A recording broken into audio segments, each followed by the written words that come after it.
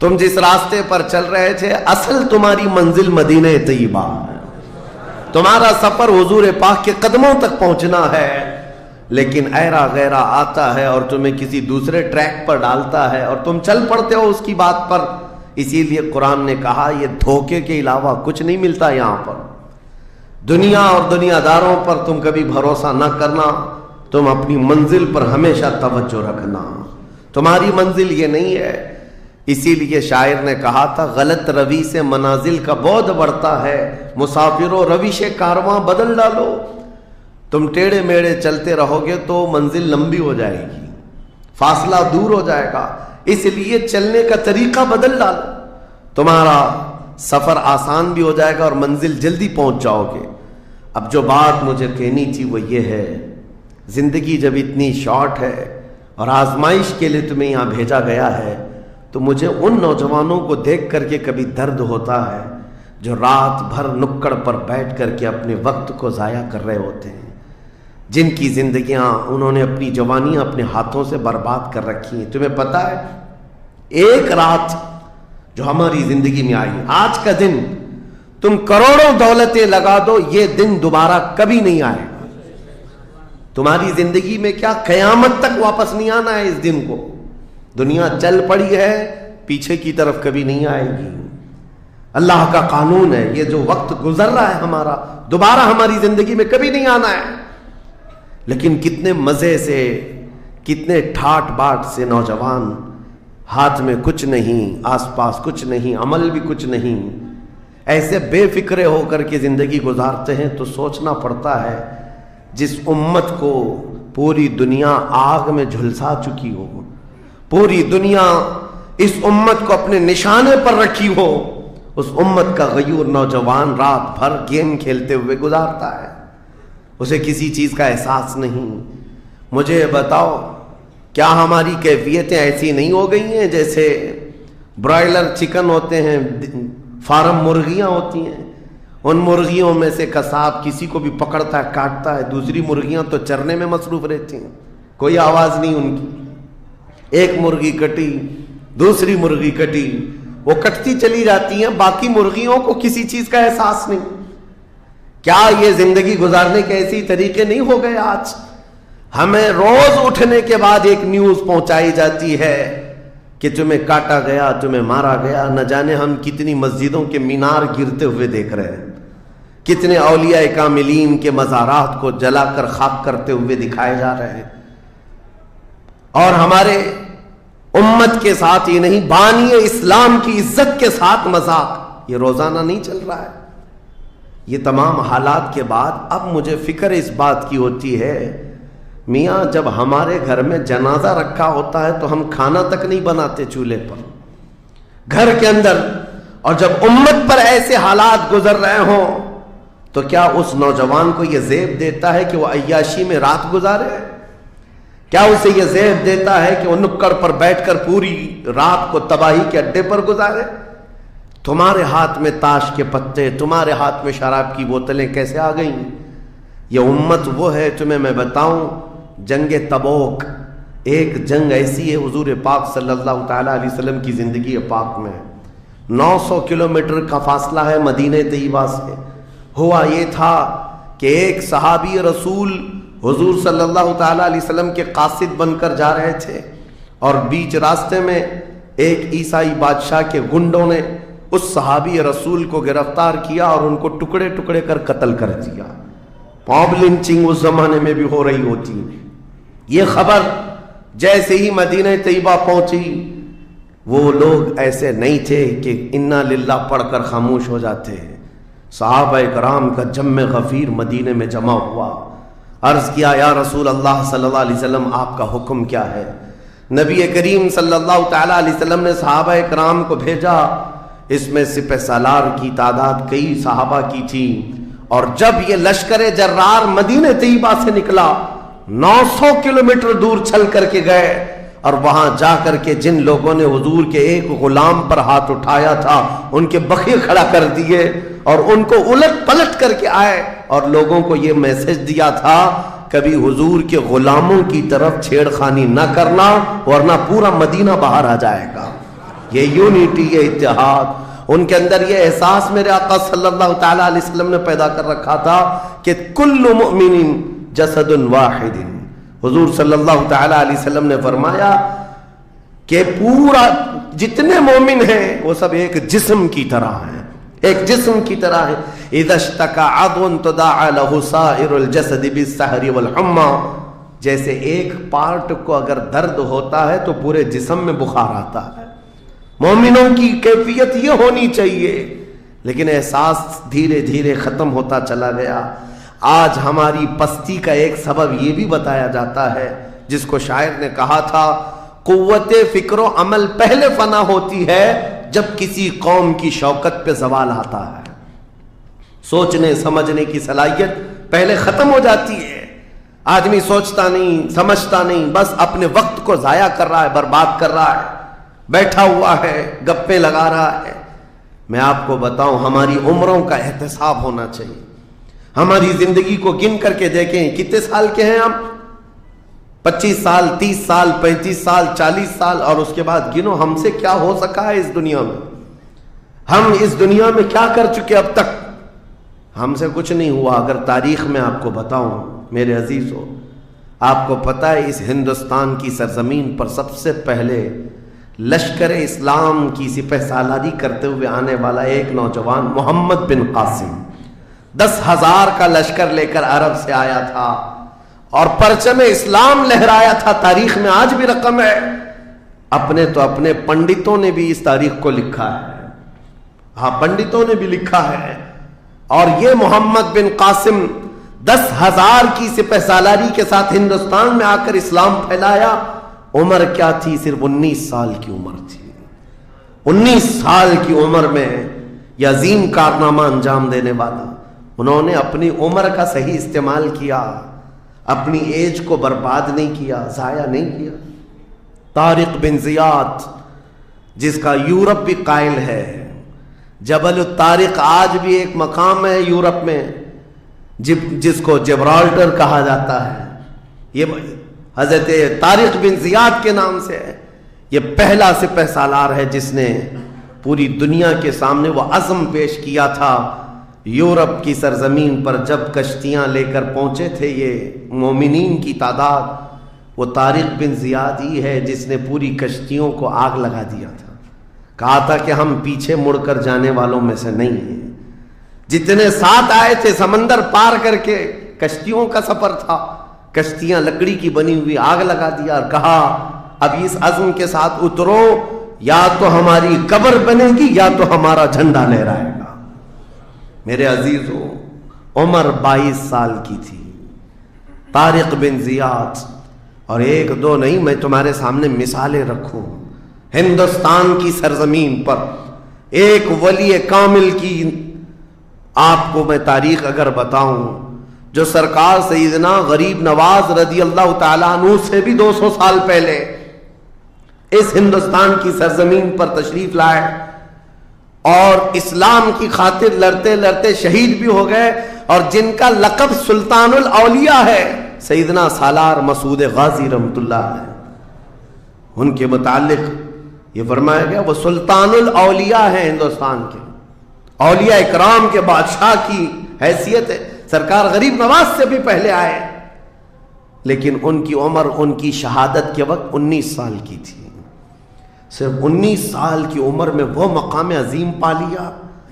ہماری تو زندگی کی عمریں پتہ نہیں کتنی چلی گئیں اور ہم میں سے کوئی کارنامہ نہ ہو سکا. کارنامہ نہ صحیح، زندگی گزارنے کا سلیقہ بھی نہیں آ سکا. کارنامے نہ ہوں تو الگ بات ہے، لیکن مسلمان تو بن جاتا کوئی. عزیزان گرامی وقار، میں آپ کو ایک بات بتا دوں، جو زندگی ملی ہے کچھ ایسا کر جاؤ کہ تمہاری تاریخ رقم ہو جائے، ورنہ قبرستان جا کر کے دیکھنا، وہاں تو لکھے ہوئے کتبے بھی مٹ گئے. قبروں میں کون سویا ہے ان کو بھی لوگ فراموش کر چکے، بھول گئے، سب بھول گئے. لیکن کچھ ہستیاں ہیں جو ہمیشہ آباد رہتی ہیں. یہ وہ لوگ ہیں جنہوں نے اس روئے زمین پر اپنی ذات کے لیے نہیں، اللہ کی رضا کے لیے جیا کرتے تھے. کس نے اس دنیا میں تمہیں ملوث کیا ہے؟ یہ وہ قوم ہے جو قیصر و کسریٰ کو گھٹنے پر لے آئی تھی. یہ وہ قوم ہے جس نے دریائے دجلہ میں گھوڑے دوڑا دیے تھے. یہ وہ قوم ہے جس نے افریقہ کی جنگلوں میں بھی اذانیں دی تھی.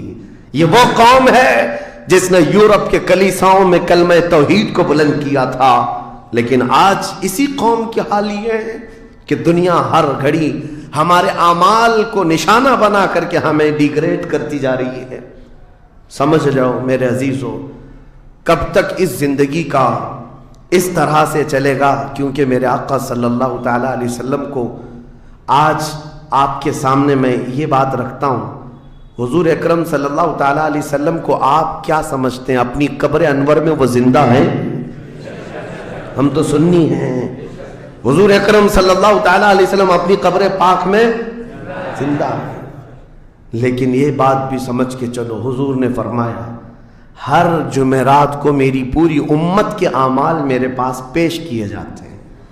تم میں سے، ہم میں سے، سب کے اعمال ہر جمعرات کو حضور کے پاس فرشتے سناتے ہیں. فلاں بن فلاں نے ہفتہ بھر یہ کام کیا ہے.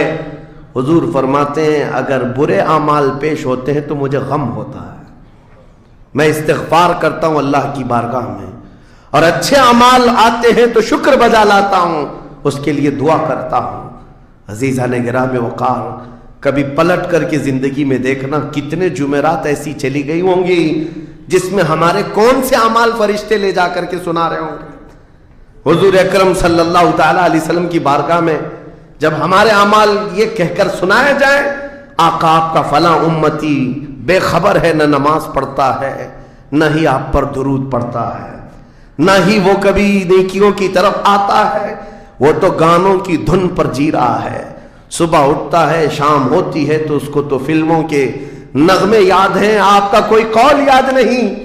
بتاؤ میرے آقا صلی اللہ تعالیٰ علیہ وسلم کو فرشتے جب ہمارے متعلق یہ خبر دے رہے ہو، کیا حضور پاک صلی اللہ تعالیٰ علیہ وسلم کو اس بات کا قلق نہیں ہوتا؟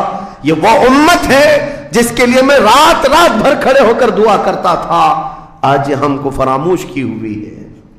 زندگی گزارنے کا مقصد سمجھ جاؤ میرے عزیزوں.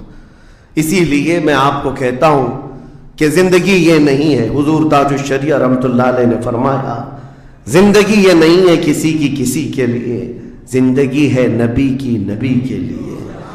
نہ سمجھ مرتے ہیں زندگی کے لیے، جینا مرنا ہے سب کچھ نبی کے لیے. جو لوگ یہ سمجھ جائیں اس نقطے کو، انہوں نے زندگی کی مرادوں کو پا لیا ہے، وہ حصولیاب ہو چکے ہیں. لیکن جو اب تک بھٹکے ہوئے ہیں ان کو میں دعوت فکر دوں گا. ایک بار سوچ لو، ایک بار سوچ لو، ویسے ہی دنیا ختم ہونے والی ہے اور تمہاری موت آنے والی ہے. ایک بار سوچ لو، ایک بار سوچ لو کہ ہمارے ساتھ آخرت میں ہونا کیا ہے، قبر میں ہمارے ساتھ بیٹھنے والا کون ہے، ہمارے ساتھ تنہائی کا نگہبان کون ہے، اور محشر کے اس بھرے میدان میں ہمارا ہاتھ پکڑنے والا کون ہے.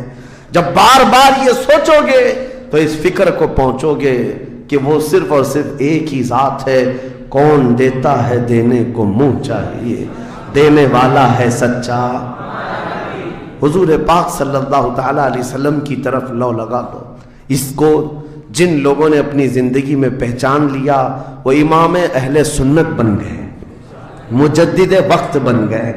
اعلیٰ حضرت امام اہل سنت فاضل بریلوی رحمۃ اللہ تعالیٰ علیہ کے متعلق ایک بات میں آپ سے کہوں، وہ بڑے عالم تھے، بڑے فقیہ تھے، بڑے محدث تھے، اور بہت سارے علوم پر انہیں مہارت تامہ حاصل تھی، سب اپنی جگہ پر.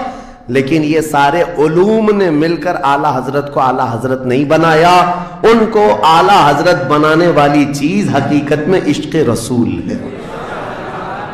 حضور پاک صلی اللہ تعالیٰ علیہ وسلم سے بے انتہا لگاؤ یہ مقام پیدا کر دیتا ہے. یہ مقام، ورنہ عالم تو بہت سارے، کتابیں لکھنے والے بھی بہت سارے، لیکن جس نے عشق کی بولی بولی دنیا اس کو پہچاننے لگ جاتی ہے، دنیا اسے پہچاننے لگ جاتی ہے. زندگی کا مقصد وہ سمجھ گئے کہ ان کی غلامی کرنے میں ہی یہاں پر عروج و ترقی ہے.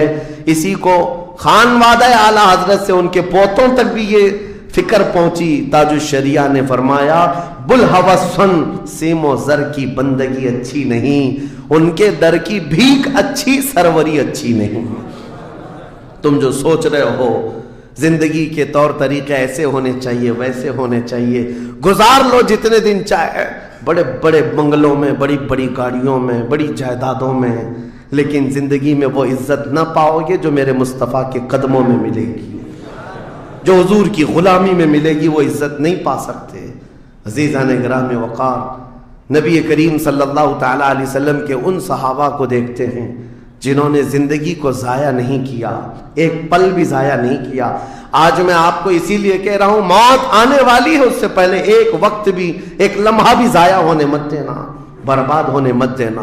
جو وقت ہے، میں مصر میں دیکھتا تھا بسوں میں بھی، اور کبھی کبھار ٹکٹ کاؤنٹر پہ جو لائن لگی رہتی تھی، ایک اسٹیکر لگایا گیا تھا، اکثر جگہوں پر یہ اسٹیکر پڑھنے کو ملتا تھا، اجعلوا الانتظار فی الاستغفار، یہ جو ویٹنگ ٹائم ہے اس کو خالی کھڑے ہو کر کے مت گزارو، اتنی دیر استغفار کرو اور درود پاک تو پڑھو، وقت کو ضائع نہ کرو۔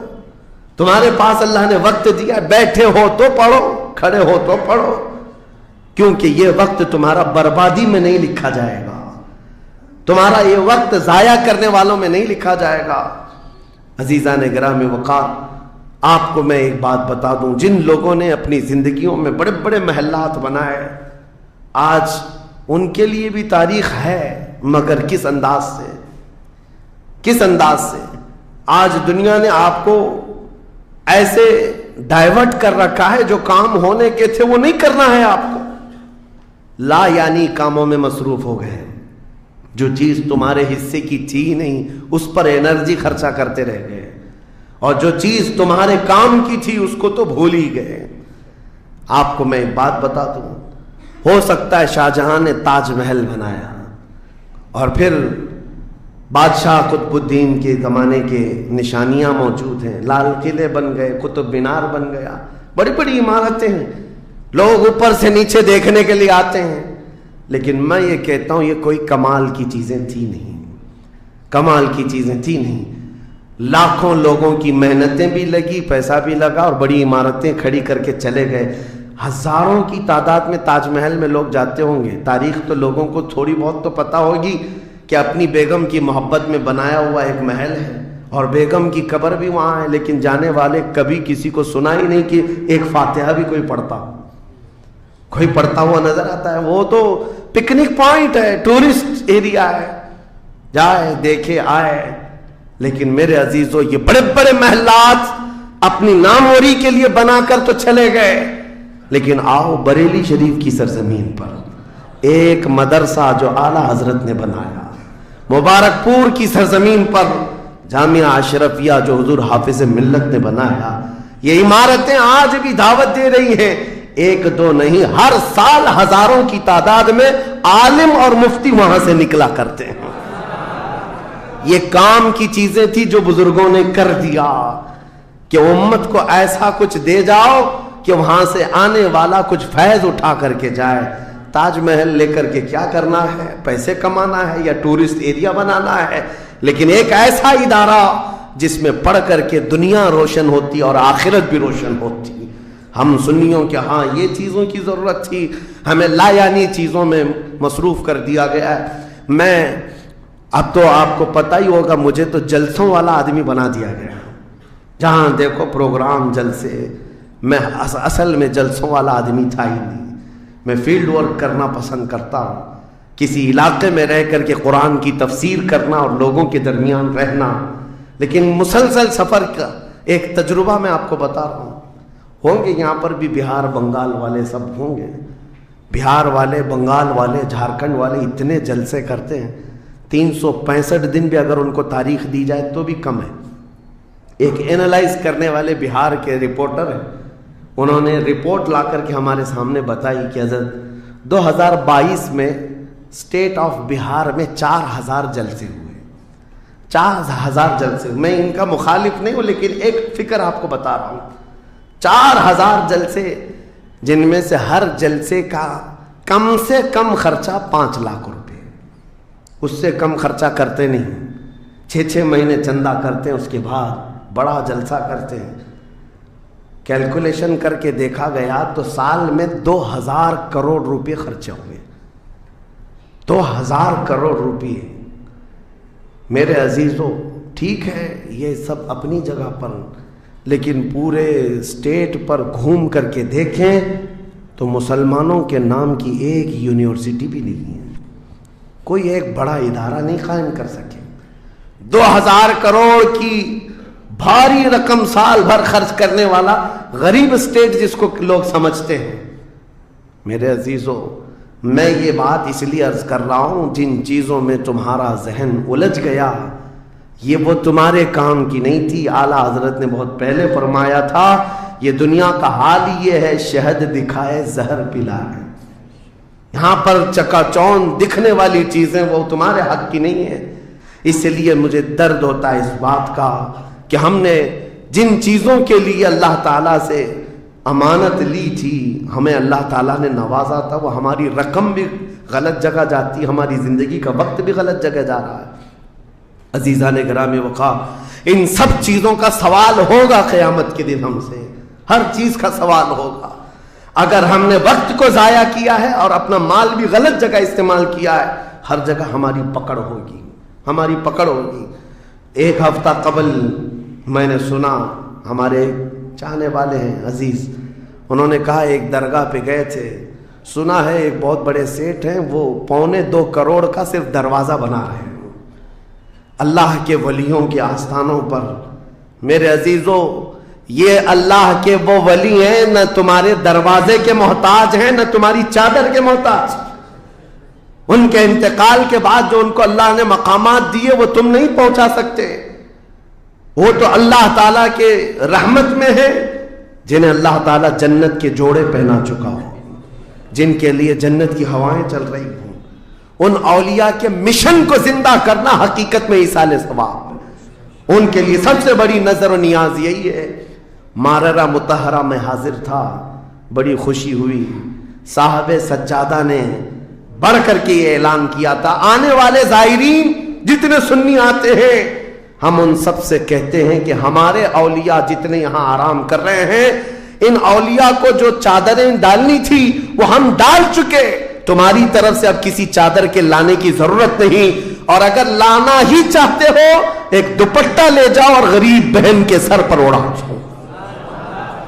یہ پیغامات تھے خانقاہوں کے. حقیقت میں یہی امت کا کام ہے. عزیزان گرامی وقار، لا یعنی کاموں میں پڑھ کر کے ہمارا وقت جو برباد ہوا اس کی تلافی مشکل ہے، بہت مشکل ہے. اس لیے میں صرف یہ میسج دینا چاہوں گا کہ زندگی کے اس پوائنٹ پر آج ہم آ چکے ہیں جہاں آندھیاں طوفان ہر طرح سے ایک بہت بڑی آزمائش میں ہم گرفتار ہیں. کن کن چیزوں کا علاج کیا جائے سمجھ میں نہیں آتا.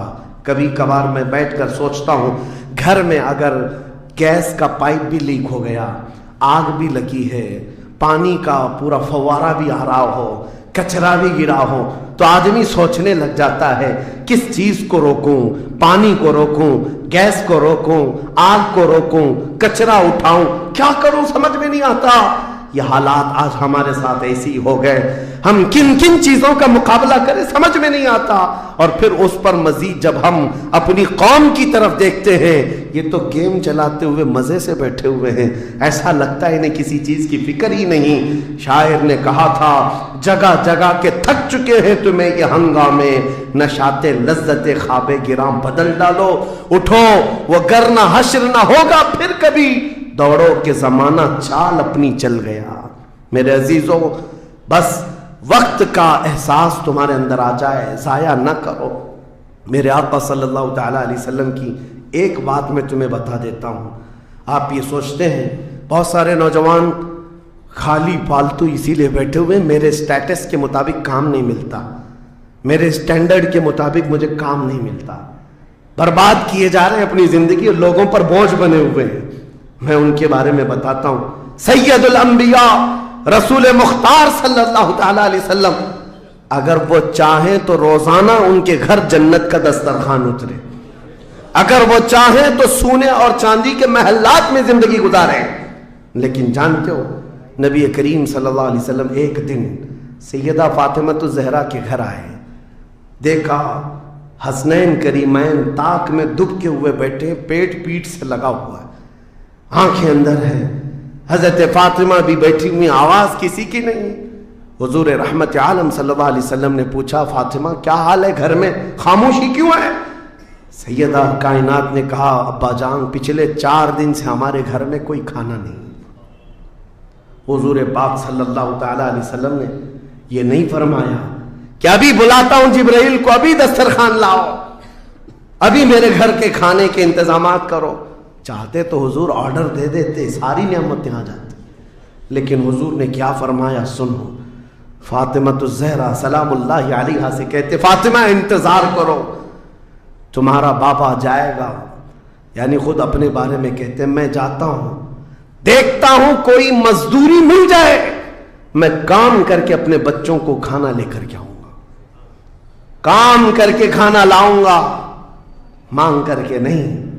हुजूर रहमत आलम सल्लल्लाहु ताला अलैहि वसल्लम जो सैयदुल अंबिया हैं, जिनके कदमों का बोसा जिब्राइल अमीन लेते हो, वो चल करके मदीने के बाहर आए। गर्मी की तपिश अलग है, धूप है, बाहर आए। एक बगीचा था जिसमें माली काम कर रहा था, बागबान। हुजूर रहमत आलम सल्लल्लाहु अलैहि वसल्लम उसके पास जाकर पूछते हैं, तेरे बगीचे में कोई काम करने के लिए है, काम मिल सकता है? उसने कहा हाँ काम मिल सकता है, आओ मेरे बगीचे में कुआं है, डोल डालो, पानी उठाओ, एक दरख्त को पानी डाल देना, बदले में 2 खजूरें दूंगा, उजरत सिर्फ 2 खजूरें। रसूल रहमत सल्लल्लाहु ताला अलैहि वसल्लम फरमाते मुझे मंजूर है। गए और जाकर अपने हाथ से रस्सी लेकर डोल कुएं में डाला, पानी खींचते थे, जब डोल भर कर आता अपने कंधे पर उठाते और दरख्त पर ले जाकर पानी डाल कर आते। एक दरख्त पर एक मटका, एक डोल पानी डाला तो मालिक ने 2 खजूरें दी, बागीचे के माली ने 2 खजूरें दी। दूसरा डोल उठाया, फिर खजूरें मिली। तीसरा डोल उठाया, 6 खजूरें ली। चौथा डोल हुजूर ने डाला था कि रस्सी टूट गई, डोल कुएं में गिर गया। बागीचे का मालिक ये देखता है, वो पहचानता नहीं था, गुस्से में आते ही सीधे हुजूर पर हाथ उठा दिया, कहा कि तुम्हें काम नहीं आता, मेरी रस्सी तोड़ दिया। रसूल करीम सल्लल्लाहु ताला अलैहि वसल्लम ने पलट कर कुछ नहीं कहा। वो रहमत आलम सल्लल्लाहु ताला अलैहि वसल्लम थे। वो 6 खजूरें लेकर के वापस मदीने आए। कहा फातिमा कहाँ है बच्चे, कहाँ है? यही 6 खजूरें हुजूर ने लाकर अपने मुंह से चबाकर उन बच्चों के मुंह में डाला और कहा आज तक रुए जमीन पर कोई नबी ऐसा नहीं आया, 1,24,000 कमोबेश नबियों में हर नबी ने अपने हाथों की कमाई खाई है, अपने अमल की कमाई खाई है। रहमत आलम सल्लल्लाहु ताला अलैहि वसल्लम ने, जब वो मालिके कुल है, बल्कि जन्नत की चाबियों के मालिक, सारी जमीनों के खजानों के मालिक, कुल जहां मिल्क और जौ की रोटी ग़िज़ा, उस शिकम की कनाअत पे लाखों सलात। वो लंबे लंबे हाथों से भीख देने वाले आका, सब कुछ होने के बावजूद अगर किसी एक बागीचे में डोल उठाकर पानी भरते हो तो इसीलिए नहीं कि उनके यहां कोई मजबूरी थी, बल्कि उम्मत को यह दर्स देना था, ऐ उम्मत के गयूर नौजवानों, तुम कभी खाली न बैठना, मुझे देखना और अमल करते रहना, और अल्लाह ताला तुम्हें दरवाजे रिस्क के जरूर खोले। खाली बैठे हुए वक्त बर्बाद करने वाले लोगों को मैं अक्सर ये बात सुनाता हूं, ऐ मेरे अजीजों, मुसलमान मोहल्लों में जहां से भी गुजरो हाल यही है, हाल यही है। रात को 4 बजे तक इनके यहाँ रोशनियां, किस बात के लिए? मियाँ क्या फिक्र हो रही है, किस बात की यहाँ मीटिंग चल रही है, चर्चे किस बात के? उम्मत की तबाही के चर्चे किस बात के? गप्पे लग रही होती हैं, कुछ नहीं। उन दूसरी कौमों को देखो जो फजर से पहले उठकर कामों पर भाग जाती हैं, सूरज डूबने से पहले वो घरों पर आ जाते हैं। आज तुम्हारे अखलाक और किरदार किसी और ने ले ली, अडॉप्ट कर लिए, और तुमको लोगों को ऐसा छोड़ दिया गया बेकायद के, बेक़ियादत के। बहरहाल मेरे अजीजों, बदलना चाहें तो आज भी हम बदल सकते हैं, सिर्फ एक नुक्ता है बदलने के लिए। ایک नुक्ता है, मेरी बातें छोड़ दो, मुकर्रिरीन को सुनते हो सकता है लोग ये कहते हैं मौलाना लोग ऐसा बोलते हैं वैसा बोलते हैं, तुम्हारी फिक्रें सब अपनी जगह पर। मेरे अजीजों, मैं तो बहुत निकम्मा आदमी हूँ, मैं तो एक छोटा तालिब इल्म भी नहीं हूँ, जहालत मेरे अंदर भी है, लेकिन मैं आपको ये कहना चाहता हूं, अगर दिल के अंदर हलचल मच सकती है, इनकलाब लाने की फिक्र आ सकती है, तो इधर उधर की बातें छोड़ो, आमिना के लाल की तरफ देखो, हुजूर अकरम सल्लल्लाहु ताला अलैहि वसल्लम की तरफ तुम्हारा दिल मुतवज्जे हो गया तो मैं कहता हूं तुम्हारी धड़कनें तेज हो जाएंगी, तुम बदल लोगे अपनी जिंदगी को, और उसके बाद एक दिन आएगा फिर तुम ये पुकार कर कहोगे जो बरेली वाले ने कहा था, या रसूल अल्लाह, दहन में जुबान तुम्हारे लिए, बदन में है जान तुम्हारे लिए, हम आए यहां तुम्हारे लिए, उठे भी वहां हुजूर के लिए, जीने का सलीका मिल जाएगा। लेकिन शर्त सिर्फ इतनी है, आज से एक वजीफा दे करके जा रहा हूं, जुमा को, पहले भी मैंने एक बार कहा था, जब भी जुमा आए घर पर अब जाते हैं, घरों में अच्छा खाना बनता है, मेरे अजीज अपने बच्चों को ले लो, बैठ जाओ दस्तरखान पर, लेकिन घर में ये कानून लगा देना, बीवी भी बैठे, माँ भी बैठे, बहन भी बैठे, बच्चे भी बैठे, जिसके घर में जितने लोग हो दस्तरखान पर बैठे, उस वक्त तक हम लुकमा नहीं उठाएंगे जब तक 100 मरतबा मेरे मुस्तफा पर दुरूद न पढ़ ले। हुजूर सल्लल्लाहु ताला अलैहि वसल्लम को याद करने का माहौल घरों में आ जाए, फिर देखना जिंदगी की बहारें तुम अपनी जिंदगी में देख लोगे। हर गली में इंशाअल्लाह अज़ीज़ ये माहौल बन जाए, फिर कोई बाहर से आया हुआ अजनबी तुम्हारे मोहल्लों में आकर कहेगा ये मुंबई का मोहल्ला नहीं, मदीने की गली नजर आती है, यहाँ से खुशबुए मुस्तफा नजर आती है। हमारी औरतों के अंदर, हमारी बच्चियों के अंदर पर्दे की पाबंदियां हमारी तकरीरों से नहीं, हुजूर की मोहब्बत से आ सकती है। नौजवानों के अंदर नशा से नफरत तकरीरों से कम, लेकिन मेरे मुस्तफा की मोहब्बत से आ सकती है, क्योंकि हदीसों में हमने पढ़ा है वो मदीने के लोग जो 50-50 साल पुरानी शराब पीते थे, एक फरमाने मुस्तफा क्या आया, उन्होंने अपने पुराने मटके तक तोड़ डाले, लबों तक लगी हुई शराब को पटक दिया कि अब नहीं, इसलिए कि मुखबिर सादिक ने फरमा दिया है, रहमत आलम ने फरमा दिया है, ये मोहब्बत का तकाजा तुम्हें हर बुराई से दूर ले आएगा। इसी को इकबाल ने कहा था कि मोहम्मद से वफा तूने तो हम तेरे हैं, ये जहां चीज है क्या लौह कलम तेरे, हर चीज का इलाज इसमें मुज़मर है, हर चीज का इलाज इसमें पोशीदा है। सच कहा करते थे बचपन में जो शायर हम सुनते आते थे, हर दर्द की दवा है सल्ले अला मोहम्मद, तावीज हर बला है सल्ले अला मोहम्मद। हुजूर का नाम पाक हर दर्द के लिए दवा भी है, शिफा भी है, और बीमारियों से छुटकारे के लिए कंसंट्रेशन, एक जगह तवज्जो मरकूज कर लो। आज से अपने दिल में ये एहसास पैदा करो मैं इसका उसका नहीं हूं, लोगों ने मुझे बना रखा है, ये उसका फैन है, इसका फैन है, नहीं। बेदम वारसी को पढ़ो, क्या कहते थे अल्लाह वाले मेरे अजीजों, कहते हैं बारगाह मुस्तफा में यूं अर्ज करते हैं, सगे तैबा सब कह के पुकारे बेदम, यही रखियो मेरी पहचान मदीने वाले। ये दुआ करते थे बेदम वारसी कि ऐ अल्लाह के नबी, ऐ मदीने के ताजदार, सारी दुनिया मुझे मेरे बाप के नाम से नहीं, मदीने का कुत्ता कह करके पहचाना करे। अपनी पहचान ये बना लिया कि दुनिया मुझे देखे तो आपके नाम से जोड़ करके देखे, यह उनका गुलाम है, यह उनका गुलाम है। इस बात पर तुम्हें भी फख्र होना चाहिए। जिंदगी ऐसी गुजारो कि दुनिया तुम्हें किसी और का नहीं, ताजदार मदीना का गुलाम कहने लग जाए। लेकिन लोगों को आज तकलीफ होती है, तुम तो अपना सब कुछ बदलने लग गए, दाढ़ी भी निकाल दो, टोपी भी निकाल दो, सेकुलर बन करके घूमो ताकि कोई पहचान ना पाए, तुम खुद पहचान निकालना चाहते हो। मेरे अजीजों, फख्र के साथ मैं कहता हूं, आज जालिमों को चोटी रखने में शर्म नहीं आती तो तुम्हें हुजूर की दाढ़ी रखने में क्या शर्म आएगी। फख्र से कहो दुनिया में मेरी दाढ़ी मेरी टोपी ये मेरा अमल नहीं है। दुनिया अगर नंगा घूमने पर फख्र करती है तो मैं आमिना के लाल के अखलाक पर फख्र करता हूं। फख्र होना चाहिए कि नहीं होना चाहिए। जिंदगी गुजारने के तौर तरीके ये हैं, हम बहुत जल्दी हुजूर के पास जाने वाले हैं, बहुत जल्दी कब्रों में उनकी जियारत करने वाले हैं, बहुत जल्दी हमारी आंखें बंद होंगी और कब्र में ले जाया जाएगा और वहां पर हुजूर का दीदार होना है। अकीदा है या नहीं? हुजूर का दीदार होना है। تو میرے عزیزو آج جمعہ کے لیے آتے ہو تو کپڑے بدل کے آ جاتے ہو, عطر لگا کے آ جاتے ہو, سرما لگا کے آتے ہو.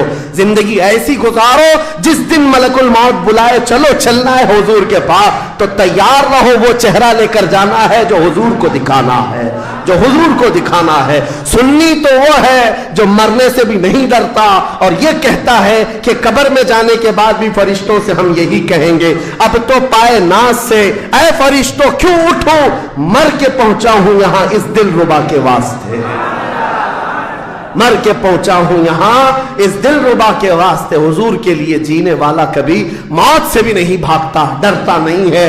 موت ان کے لیے حادثہ ہے جن کو جلنا ہے, جلنا ہے, جلنا ہے. ہمارے لیے حادثہ نہیں ہے. ہمارا عقیدہ یہ ہے ہم ادھر آنکھیں بند کریں گے ادھر زیارت مصطفیٰ ہوگی, حضور اکرم صلی اللہ علیہ وسلم کی رحمت میں جائیں گے. موت سے ڈرو مت, بھاگو مت. میرے عزیزوں کسی انجان جگہ جا رہے ہو تو ڈرنا چاہیے. ہمارا ماننا یہ ہے جس دن ہم جائیں گے حضور بھی ہوں گے, صحابہ بھی ہوں گے, غوث و خواجہ بھی ہوں گے.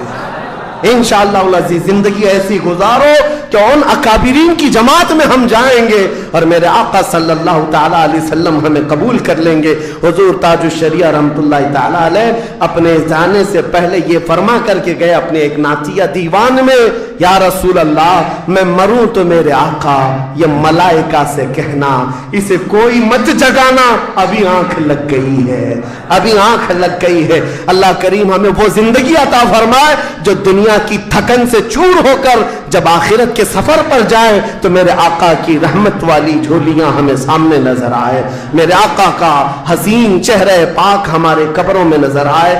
اللہ کریم ہم سب کو زندگی ضائع کرنے سے محفوظ فرما دے.